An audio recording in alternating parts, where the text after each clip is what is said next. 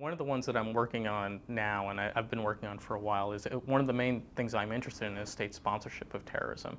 And the puzzle that came to me is that if everyone in the international system thinks state sponsorship of terrorism is a bad thing to do, and it's sort of the norm that if a state sponsors terrorism, they should be punished, why would any state do that if they expected that they were going to be punished?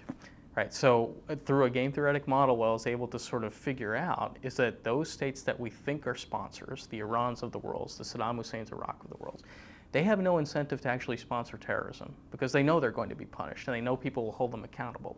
But if there are states out there that we don't think of as sponsors, like Pakistan, for example, those are the states that have an incentive to actually sponsor terrorism because we don't think that they're sponsors. And because we don't think that they're sponsors, we think they're instead host states that are just helpless against these terrorists. The typical policy response is to try to build up these states' militaries, to give them all sorts of resources, to give them economic goods, so they can then fight the terrorists. But in a sense, by doing that, what we do is create an incentive for these states to continue having a terrorism problem. Right? So from Pakistan's perspective, the United States turned away from Pakistan following the Afghan war and just ignored it until 9/11. Then all of a sudden when 9/11 happened, the United States started pouring a ton of economic and military resources into Pakistan. So if I'm the leader of Pakistan, I think to myself, I get a lot of goodies from the United States if I have a terrorism problem. So I won't give up the terrorism problem. I'll keep that risk going as long as I possibly can and milk this as long as I possibly can. So that was interesting to me, that there was this sort of incentive to support terrorism when people didn't think you are a sponsor of terrorism.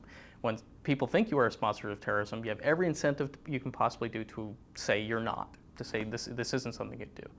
But at the same time, the terrorist group that's operating within your territory has an incentive to sort of signal that you are indeed a sponsor, especially if they want to destabilize your state, because then that might provoke a retaliatory strike or something like that. So there's this whole interesting signaling game going on in these types of crises that I didn't think about before I started really researching this. So those are some things that have surprised me.